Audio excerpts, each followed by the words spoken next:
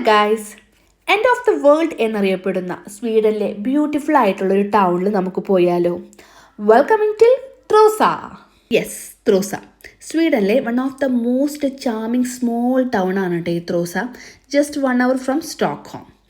അവിടെ നമ്മൾക്ക് കനാലിൽ നിന്ന് തെറ്റിദ്ധരിക്കപ്പെടുന്ന ത്രോസ റിവർ ഉണ്ട്, കളർഫുൾ വുഡൻ ഹൗസസ് ഉണ്ട്, സ്മോൾ കഫേസ് ഉണ്ട്, പീസ്ഫുൾ സ്ട്രീറ്റ് ഉണ്ട്, ബോട്ട്സ് ഉണ്ട്, ഹാർബർ ഉണ്ട്. എന്തൊക്കെ വേണം അതൊക്കെ ഉണ്ട്. ഒരു അടിപൊളി പ്ലേസ്, വൺ ഡേ നമ്മൾക്ക് സ്പെൻഡ് ചെയ്യാൻ പറ്റിയ ഒരു അടിപൊളി പ്ലേസ് ആണ്. നിങ്ങൾ സ്റ്റോക്ക്ഹോമിലാണെങ്കിൽ ഈ പ്ലേസ് വിസിറ്റ് ചെയ്യണം, മസ്റ്റ് വിസിറ്റ് പ്ലേസ് ആണ്. ആക്ച്വലി ആ പ്ലേസ് ഭയങ്കര കാമാണ്. അവിടെ എല്ലാ കാര്യങ്ങളും ഭയങ്കര സ്ലോ ആയിട്ടാണ് മൂവ് ചെയ്യണേന്ന് നമുക്ക് തോന്നും. അങ്ങനെ ക്രൗഡഡ് ആയിട്ടുള്ളൊരു പ്ലേസ് ഒന്നും നമുക്ക് അവിടെ കാണാൻ പറ്റില്ല.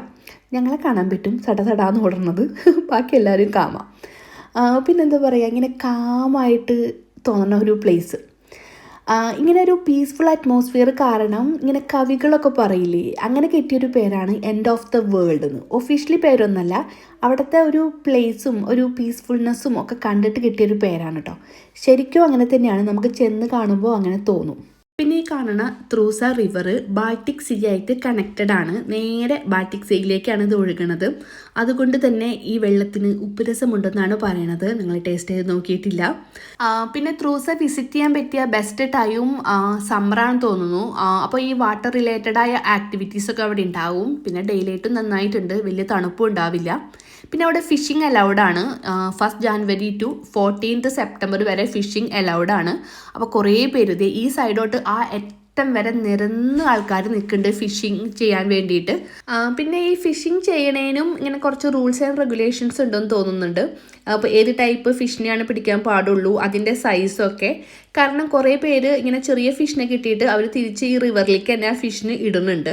പിന്നെ കുറേ പേര് ആക്ച്വലി ഫിഷിനെ പിടിച്ച് കൊണ്ടുപോകാനല്ല, ജസ്റ്റ് ഒരു ഫൺ പോലെ ഇങ്ങനെ ഫിഷിങ്ങും നടത്തുന്നുണ്ട് അവിടെ. അവരുടെ കുറേ എക്യുപ്മെൻറ്റ്സ് ഉണ്ട്. ഈ ഫിഷിങ്ങിനുള്ള എക്യുപ്മെൻറ്റ്സ് ഒക്കെ ദേ ഇവിടെ നിരത്തി വെച്ചിട്ടുണ്ട്. അപ്പോൾ നമ്മൾ കുറച്ച് നേരം അവിടെ നിന്നത് കണ്ടു. പക്ഷെ നമ്മൾ ചെന്ന സമയത്ത് നമ്മൾ എവിടെ ചെന്നാലും ഇങ്ങനെയാണ്, ഭയങ്കര കോൾഡായിരുന്നു, നല്ല വിൻഡി ഡേ ആയിരുന്നു. വീഡിയോയിൽ കാണുമ്പോൾ അത്ര തോന്നില്ലെങ്കിലും നല്ല തണുപ്പായിരുന്നു, അവിടെ നിൽക്കാൻ പറ്റുന്നുണ്ടായിരുന്നില്ല. അപ്പോൾ വിസിറ്റ് ചെയ്യാൻ പറ്റിയ പ്ലേസ് സമ്മറാണ്. അപ്പോൾ നമുക്ക് അവിടെ അടിപൊളിയായിട്ട് നിൽക്കാം.